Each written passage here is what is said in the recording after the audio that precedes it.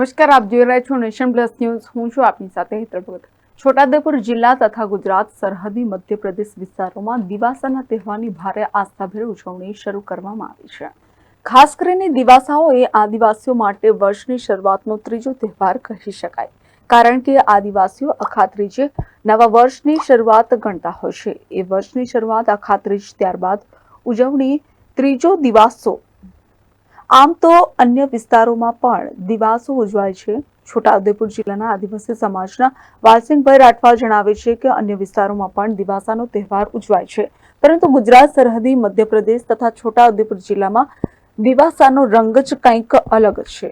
ગામે ગામ દિવાસાના તહેવાર માટે ગામ આગેવાનો દ્વારા ગામ મીટિંગ કરવામાં આવે છે અને ગામ પટેલ, ગામ પૂજારા અને ડાયાની ઉપસ્થિતિમાં સર્વાનુમતે કરવામાં આવે છે.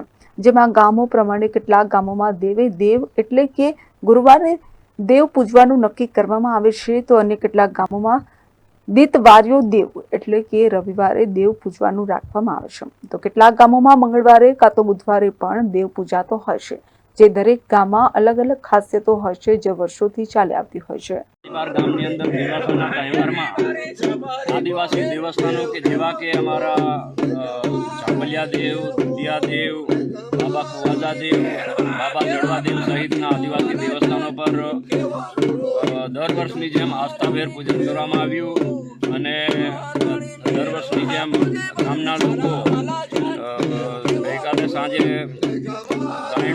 રાજીનું ગાયણું કરવામાં આવ્યું અને આજે દેવે દેવ એટલે આજે દેવનું પૂજન કરીને